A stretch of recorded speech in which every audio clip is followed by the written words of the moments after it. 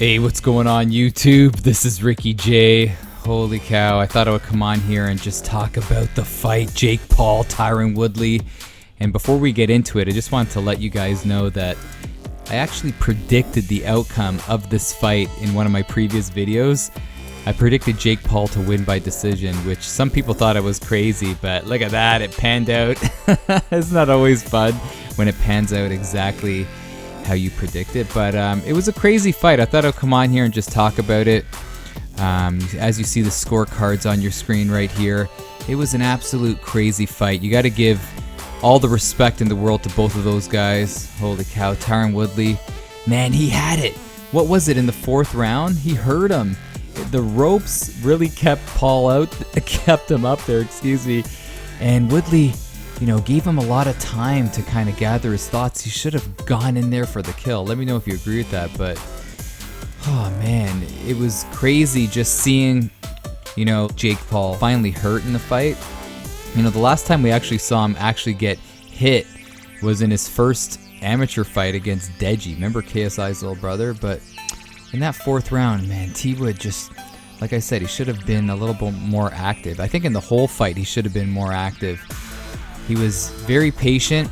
He was really good at, obviously, you know, controlling the ring, but he was respecting a lot the power of Paul. And Paul was doing a nice job throughout the whole course of the fight, just being a good counter fighter.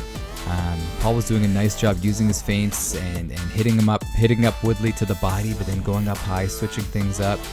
And it was pretty crazy because after that fourth round and then rolling into the fifth round, it looked like Paul was going to start to finally slow down, you know what I mean? And then he gained his second win in that sixth round, and Woodley just didn't have enough activity, man.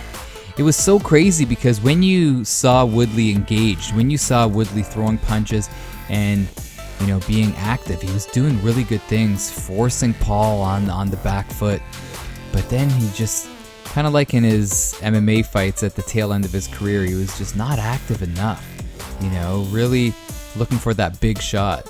And obviously he hit Paul with that big right hand, but I wanted to see more activity. And I said this before in my previous videos that boxing and MMA is totally different, man. And MMA fighters just aren't used to the amount of volume that you got to throw in a boxing match. And then you also have to add the weighted gloves.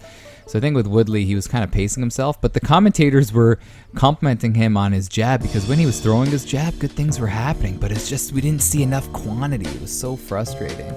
But going into the later rounds of the fight, you know, in that final round especially, we finally saw Woodley starting to open up, but, you know, deep down inside, I really thought that, you know, he respected the power of Paul. He even said that at the end, that, you know, he had to respect his power. But what a chin by Woodley. He ate some good shots that kept on going, but I would love to have seen a little bit more activity. And I know you guys are going to say that in the comments. It's just so frustrating, you know, when you see a guy that, in my opinion, you know, he had the fight, man. He had it. He had it, in my opinion, if he was just a little bit more active, especially in that fourth round when the tide was starting to turn for Woodley. But he kind of went back into that shell, allowed Jake to recover. But, oh man, it was nuts. The one thing I have to say about Paul, though, is, you know, he talks a big game, talks a lot of smack, but when he gets into the ring, you know, he does such a good job of just being very stoic. I don't know if that's the right word, but being very calm, cool, and collected. You know, sticking to his game plan and boxing and not trying to go crazy, you know, in there. And I thought he did a great job. But at the end of the fight, I thought it was all said and done over between these two. I thought they were going to bury the hatchet. And it looked like that when the Paul brothers were talking. But then Woodley came in there and he wants a rematch right away. I don't know if they're going to do it. You know what I mean? It was a split decision. In my opinion, I still had Paul winning, even though, you know, some people thought that Woodley won. I had Paul winning the fight just because Woodley wasn't active enough on the offensive end. You know what I mean? But yeah, it was funny. Woodley wants a rematch. You know, I would like to see a rematch. I don't know about you guys, but I think as far as Paul and moving forward in his career, I don't know if a rematch would be something he would want to do. But Jake Paul, he's like, if you get that tattoo, I'll give you a rematch. But I don't think it's going to happen.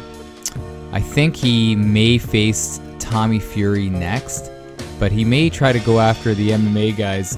I think when he does the crossover and fights an MMA guy, I think that'll gain more traction and more buys on the pay-per-view realm, you know what I mean? I think with Tommy Fury, he'll still gain a lot of buys, but I think with the MMA world, you get the MMA fans and the boxing fans combined.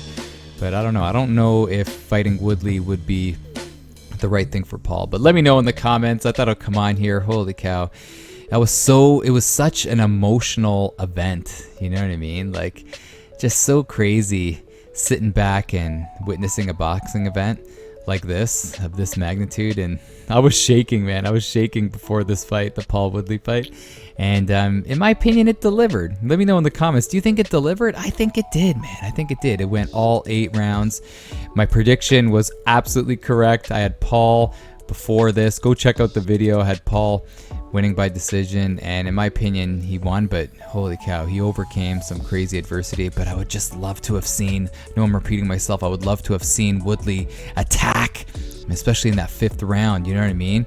You know, after he hurt him in that 4th, going in there and just going balls to the wall. But he was afraid of getting hit with shots, and holy cow, what a chin. But anyway, I would love to know your thoughts on this matchup. What's next for both guys?